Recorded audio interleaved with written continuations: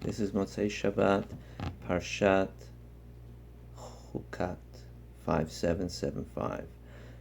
Just want to share with you something very briefly that I saw from Rav Soloveitchik. How should we study Chumash? How should we study the Torah, the 5 books of Moses, and all of the Bible, the 24 books of the Bible?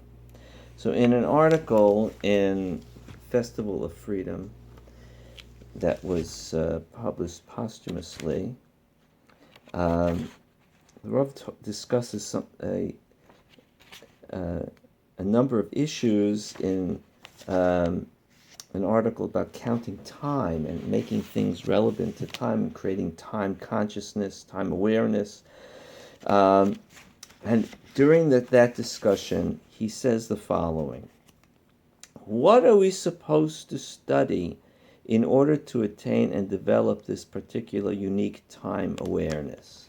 I'm not going to go into what that is, because the point is how to study. The answer is the Bible, particularly the Chumash.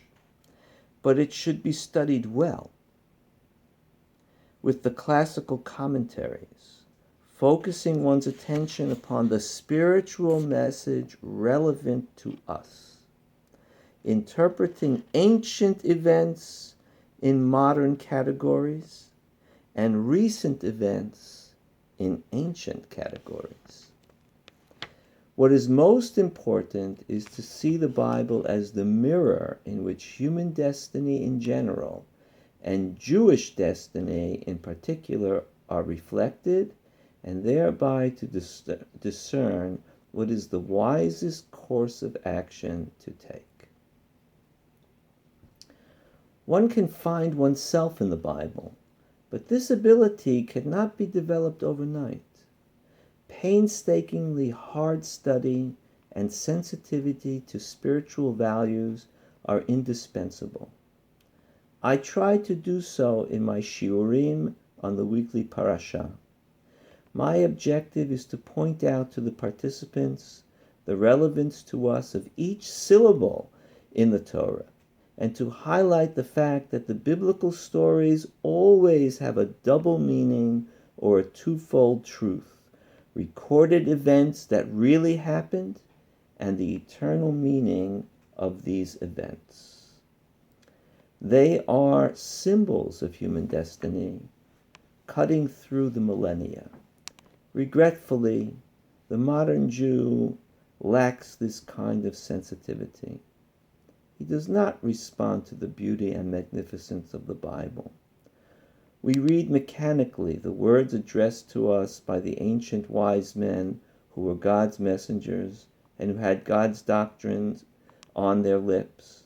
We treat these words as if they mean nothing to us. I think he's also imagining how people study Chumash, how they recite the HowTo in shul, these most magnificent words that should lift our feet off the ground, and the words of the Bible that we read every day in the davening. What do they do to us? What do we allow them to do to us? Quite often, Rabbi Soloveitchik continues, I feel envious of the non-Jew who displays so much understanding of the biblical word. Now, he's not saying that we should go to them and try to study and understand the Bible from them. But he said, I feel envious of the non-Jew who displays so much understanding of the biblical word, in the sense that it speaks, the ancient words of the Torah speak to us today. This is what he's talking about, that commitment to believing that God's word is in the Bible and that it speaks to us. This is what he said earlier, which left a strong impression on me, that the Chumash should be studied well, with the classical commentaries, he's saying to us, focusing one's attention upon the spiritual message relevant to us, interpreting ancient events in modern categories. We have to understand what happened then, but make it understandable to us in our own language and our own ideas. And recent events, we should take current events and recent events in history and understand them in ancient categories. How would the Torah view the world that we are living in now, with its eternal wisdom? You know, Bible critics and Bible scholars may know the Bible very well, but they read the book and they close it, it doesn't change them. When we study Torah, we have to ask, what is God trying to tell me? What am I supposed to learn from this? How am I supposed to change my life? What insight is God giving me using the words of the Torah?